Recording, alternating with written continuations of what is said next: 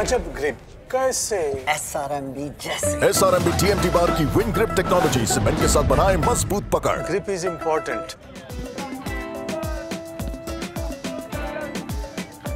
নমস্কার দর্শক বন্ধুরা, এশিয়া টাইম বাংলায় আপনাদের সকলকে স্বাগত। আমি সব্যসাচী। এই মুহূর্তে রয়েছি মোহনবাগান ক্লাবে। প্র্যাকটিস আপনাদের সাথে এবার শেয়ার করো। মোহনবাগানের প্র্যাকটিস আগামী শনিবার তারা মুখোমুখি হবে জামশেদপুর এফসির বিরুদ্ধে, যেটা আগামীকালই অর্থাৎ 23শে নভেম্বর। এবং তার আগে শেষ প্রস্তুতি সারল সবুজ বয়ন ব্রিগেড নিজেদের মাঠে। কীরকম প্রস্তুতি সারলো সেটা নিয়ে বিস্তারিত আলোচনা করব। যদিও যে ফুটেজটা আপনারা দেখতে পাবেন সেটা প্রথম 15 মিনিটের ফুটেজ, আর সেই ফুটেজে যথেষ্ট বোঝা যাচ্ছে যে একটা সুখী পরিবার, একেবারে দলের মধ্যে একটা কম্বিনেশন ভালো তৈরি হয়েছে, বোঝাপড়া ভালো তৈরি হয়েছে। সেসব অনেক পুরনো বিষয় বটে। তবে যে মেন বিষয়টা অবশ্যই গ্রেগ স্টুয়ার্ট এবং আশিস রায় তারা কি খেলতে পারবেন এই ম্যাচটা? উত্তর কিন্তু অবশ্যই নেতিবাচকই। তার কারণ কোচ হোসে মলিনা তিনি নিজেও জানিয়েছেন যে তারা দুজন অন্ততপক্ষে জামশেদপুর ম্যাচটা খেলতে পারবেন না। যদিও প্রথম 15 মিনিটের প্র্যাকটিসে আমরা দেখলাম গ্রেগ স্টুয়ার্ট তিনি দলের সাথেই অনুশীলন করেছেন, কিন্তু তারপর ক্লোজ ডোর অনুশীলনে কিন্তু তিনি আলাদাই অনুশীলন করেছেন।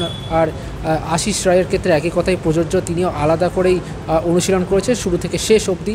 তবে অনিরুদ্ধ থাপা তাকে নিয়ে কিন্তু এখনও একটা জল্পনা রয়েছে, 50-50 অবস্থা যে তাকে খেলানো হবে কিনা আছে। কিন্তু মূলত সিচুয়েশন প্র্যাকটিস হয়েছে দুটো দলে ভাগ করে, পুরো মাঠে দুটো দলে ভাগ করে খেলানো হয়েছে এবং সেখানে বিভিন্ন কম্বিনেশন দেখেছেন, কখনো 3টে ব্যাক, কখনো 4 ব্যাক, কখনো 4-3-3, কখনো নিজের প্রিয় 4-2-3-1, সমস্ত ফরমেশনেই আজকে ঘুরিয়ে ফিরিয়ে দেখেছেন কোচ হোসে মলিনা। এবং সেইখানে তিনি বারবার করে চেষ্টা করছেন যে অনিরুদ্ধ থাপাকে কোন পজিশনে ব্যবহার করা যায় এবং তিনি কতটা ফিট সেই বিষয় নিয়ে কিন্তু বিস্তারিতভাবে দেখেছেন Jose Molina.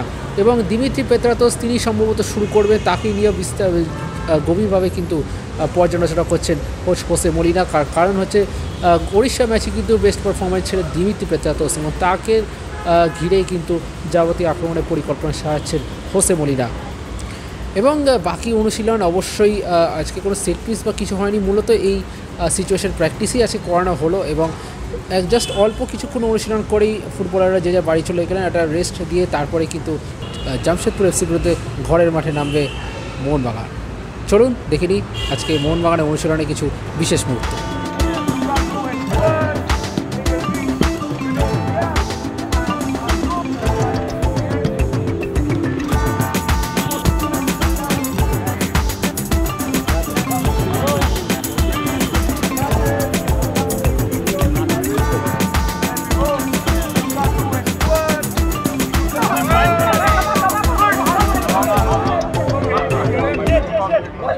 Extra time.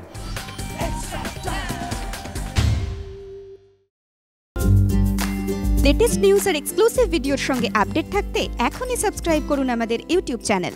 Bell আইকনে ক্লিক করতে ভুলবেন না যেন।